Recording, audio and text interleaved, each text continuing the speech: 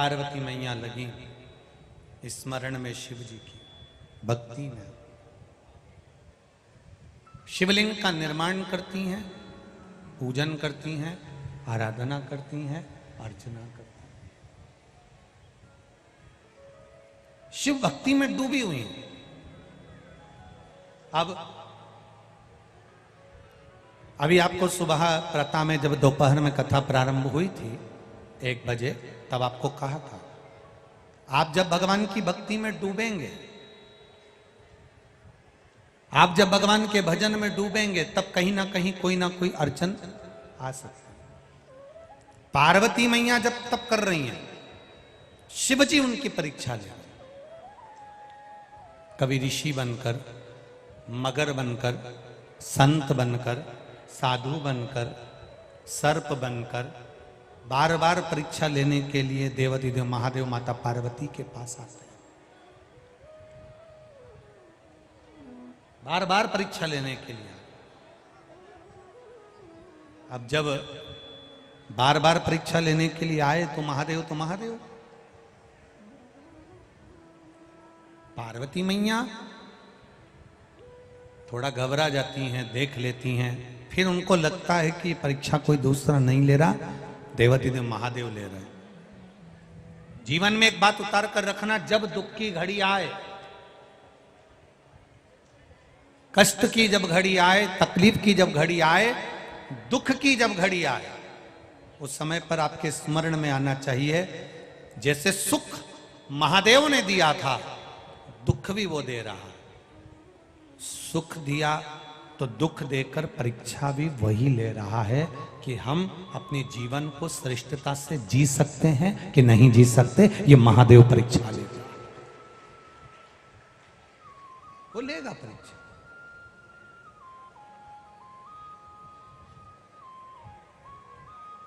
जब से तेरा गुलाम हो गया, तब से मेरा भी हो गया। जब से तेरा गुलाम हो गया, तब से मेरा भी नाम हो गया। वरना औकात क्या थी मेरी, सबसे बढ़िया सबसे भोले बाबा तेरी नौकरी, सबसे बढ़िया है सबसे खरी। परीक्षा ले, वो परीक्षा लेते समय तुम्हारे बीच में भान होना चाहिए कि वो परीक्षा ले रहा है, हिम्मत नहीं आ रहा, हिम्मत ना आ रहा, लेगा परीक्षा, बहुत लेगा, पर हिम्मत ना आ रही है। पार्वती जी ने कोई हिम्मत नहीं हारी। माता पार्वती जी शिव जी की आराधना में लगी रही। समझाया, घर के लोगों ने जब समझाना चालू करा तो पार्वती जी एक वन में जाकर एक गुफा में प्रवेश कर कर शिवलिंग का, बालू रेत का शिवलिंग का निर्माण कर कर उसकी पूजन करती हैं। हस्त नक्षत्र हरतालिका तीज का दिन इतनी परीक्षा देते जब तक पार्वती जी हार चुकी थी, तब आखिरी हस्त नक्षत्र हरतालिका तीज का दिन माता पार्वती जी ने शिव की फिर एक बार आराधना करने बैठी। ना कुछ खाती है, ना कुछ पीती है, केवल बेलपत्र का सेवन करती हैं, वो भी छोड़ दिया। नासिका के 2 छिद्र हैं, एक छिद्र से श्वास लेना, एक छिद्र से छोड़ना, ये भी छोड़ दिया। केवल एक छिद्र से ही श्वास लेती हैं, एक छिद्र से ही छोड़ती हैं। श्वास को भी माता पार्वती थाम लेती हैं, तब देवलोक हिलने लगता है। कामदेव को भेजा, जाओ समाधि तोड़ो। कामदेव को भेजा गया, समाधि तोड़ दीजिए। अब कितना लोगों ने विचार करा कि कामदेव को समाधि तोड़ने के लिए भेजा। देव ऋषि नारद को लगा मैंने तप करा और मेरी समाधि को कामदेव नहीं तोड़ पाया, पर महादेव ने तप करा और महादेव की समाधि कामदेव तोड़ दिए।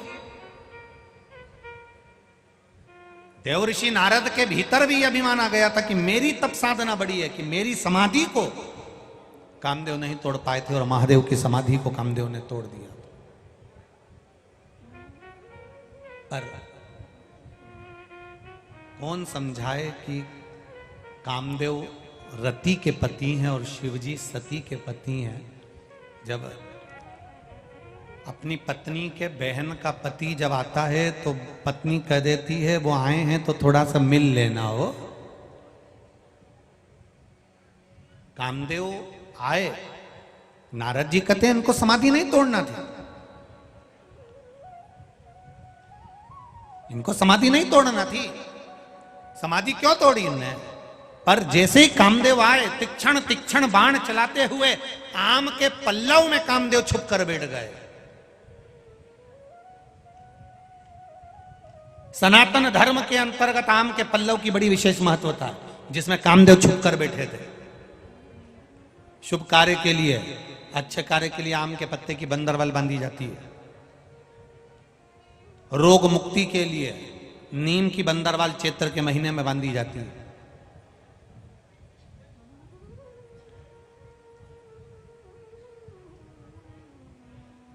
पीपल के पत्ते की बंदरवाल पितृदोष के निवारण के लिए लोग बांधते हैं। कितनी बंदरवाल हमारे यहां सनातन धर्म में कही गई।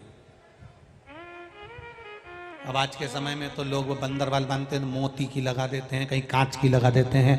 बंदरवाल कहीं दर्पण की लगा देंगे, कांच की लगा देंगे, मोती की लगा देंगे, रुई की लगा देंगे, ना जाने कौन कौन सी फूल की लगा देंगे। पर आम के पत्ते की बंदरवाल हमारे यहाँ शुभ कार्य के लिए लगाई जाती है। क्यों? आम के पल्लव में कामदेव छुप कर बैठे थे। आम के पत्तों में, आम के पल्लव में कामदेव छुप कर बैठे।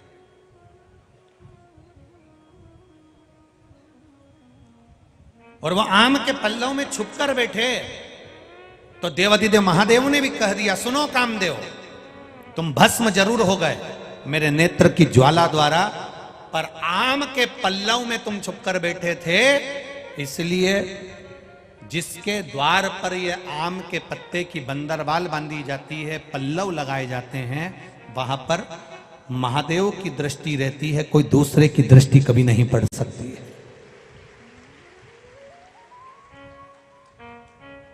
ये आम के पल्लव में तुम छुपे हो, इसमें मैं स्वतः विराजमान। अब मेरे देवाधिदेव महादेव ने कामदेव को भस्म कर दिया। रति रोने लगी। शिव जी ने कहा तुम्हारा जो पति मिलेगा ये अनंग अनंग मिलेगा जरूर, ऐसा नहीं कि नहीं मिलेगा, मिलेगा। कृष्ण भगवान के पुत्र के रूप में ये प्राप्त होगा। तुम अपनी तप साधना में लगी रहो, भजन में लगी रहो। कोई कोई नारी कह देती है गुरुदेव पति चले गया, हम अकेले हो गए, बेधव्य हो गए। क्या बेधव्य नारी शिव की आराधना नहीं कर सकती है? हम बुजुर्ग हो गए, क्या हम शंकर का स्मरण नहीं कर सकते हैं? क्या हम शंकर का गुणगान नहीं कर सकते हैं? पर शिव महापुराण की कथा तो शुरू में ही कह दी है साहब। बिंदुक मर चुका था, चंचुला देवी रोती हुई काशी में गई थी। काशी में चंचुला देवी का पांव फिसल गया सीढ़ियों से माता बड़ी का, और चंचुला देवी के प्राण छूटे और चंचुला मां पार्वती की सखी बन गई और कैलाश धाम पर रहने लगी। मौन रहकर, चुप रहकर, एकांत में चंचुला देवी रह रही है। शांत होकर चंचुला देवी रह रही है, मौन एकांत चंचुला रह रही है। और जब चंचुला देवी एकांत में रह रही है, मौन होकर रह रही है, शांति पूर्वक रह रही है, तब पार्वती जी का ध्यान गया कि आखिर बात क्या है, ये बोलती क्यों नहीं है, आखिर बोल क्यों नहीं रही है, कारण क्या? तब कहा ये चंचुला है, इसका पति चले गया, प्रेत योनि में पड़ गया।